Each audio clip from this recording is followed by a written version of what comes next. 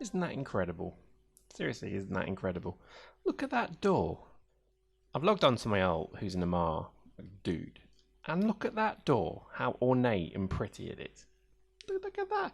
Look at these quarters. I can't believe I forgot how opulent the Amarr quarters are compared to the Minmatar. In fact, all of them. I think the Gallente aren't too bad, but seriously, the Caldari is like, I don't know, some storage cupboard.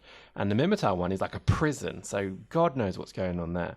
I can't believe look how big they are. This is just absolute discrimination. Sod the Amarr, seriously.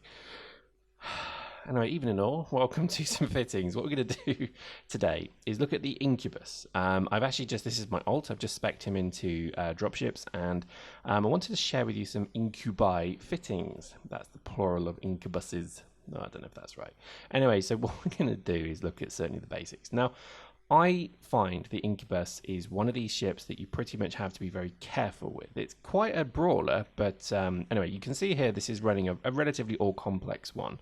Prototype turret missile launcher is pretty much for infantry, railgun for standard stuff, and then just running a heavy, complex rep, which I know sounds quite unusual because you think they're for tanks, right? Well, you can get them on one of these as well, and it does the job quite nicely. Always try and run it with a hardener as well, I think is pretty key. However, that's pretty much a standard one with an afterburner. There are more things you can do, so let's take a look. So, for example, we're going to run here more of a kind of, if you remember my Speed Madruga fit that I run, that's no hardeners, it's just all rep. You can do exactly the same here as well, but we'll discuss the issues with that in just a moment. But all it is 2 complex light reps and 1 heavy basic rep. And that gives you, what, about 287 hit points per second. And you can get better than that. That's actually just, a very quick, off the top of my head fit. You can't fit an afterburner with that, but if you know there's going to be no railguns, which, let's face it, whoever does that, against maybe forge guns and swarm launchers and AV generally, that's not a bad fit, seriously. You don't miss the hardener too much.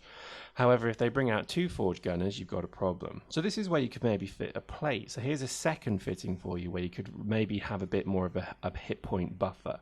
You lose a bit of repping, so you're only repping 115 per second, but you've got almost 3,750 hit points in the armor, which is not too bad. Plus, you can also fit an afterburner on that as well if you so wish. So it kind of stems from the fact that when I run dropships, I generally don't like having to run a hardener because your hardener means that when it's switched off, you have to retreat.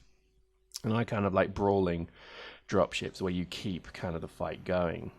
Anyway, let's take a look at some of these fits. So what I'm running here today is my standard one, which, as you can see, was the hardener, the complex heavy repper, and unfortunately a complex power grid extender because you kind of need it, and an afterburner, and in this case I think an advanced turret. I can't remember if I got proto at this point, but either way, it's not a bad fit. I would say this is probably your mainstay fit. And this isn't too bad at all. In terms of the way that I generally fly these things, I can't really advise you that greatly. I'm not very good myself. But what I would generally tend to do is use the altitude as always quite an important thing. So when you're, for example, cycling your hardener, it's not a bad thing just to go to the skybox right at the top and just stay there. Now, you're not immune there, but you're very hard to hit there. So think of it like that. And then you can basically come down. And don't switch your hardeners on until you feel there is a threat. Now, that's always a tricky one to do because if there's a damage modded tank with, basically a buddy, you're going to get one shot out the sky. So it's always tricky when to know to put that hardener on. Plus, once you start that hardener, you do start the clock ticking to effectively use. Oh, look at that! Just got orbitaled. Interesting. But again, you need to be aware of that. The afterburner pretty much saved me. Then he may not have shot me down if I didn't have the afterburner, but I think it's worth. I feel it probably saved myself there. But again, really, the key thing you're trying to do here is really keep. Oh. Yep, somebody sent me their risk from Alaska. I'm just going to make you famous, bro. You sent me all your risk. Anyway, so what I get that a lot, you wouldn't believe it. Anyway, so what we're trying to do here is I think really just keep the dropship really in the combat zone, not necessarily getting many kills. I think any kills, in fact, but it's really just a case of keeping the outside parts of this particular socket under pressure.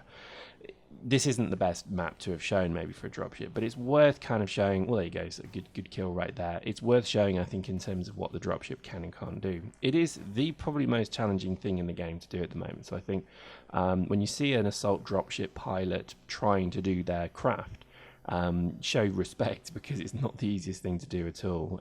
Anybody can run a prototype, Gallente assault with core locust grenades, and you're going to get a lot of kills.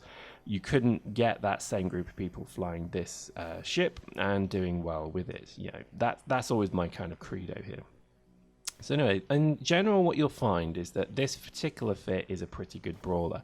You can interchange it with a railgun, a 20 gigajoule railgun, for anti-armor work. So here we're going to use our missiles, and missiles aren't great against these things, but with a railgun, it's pretty good because you can put quite a lot of damage on. But we're very lucky we managed to we even get the final kill as well. So in general, I would say dropships are really good. I can see them only getting better as well, because as I think redline railguns are maybe sorted out, I think dropships will become, I think, a lot more fun and more used.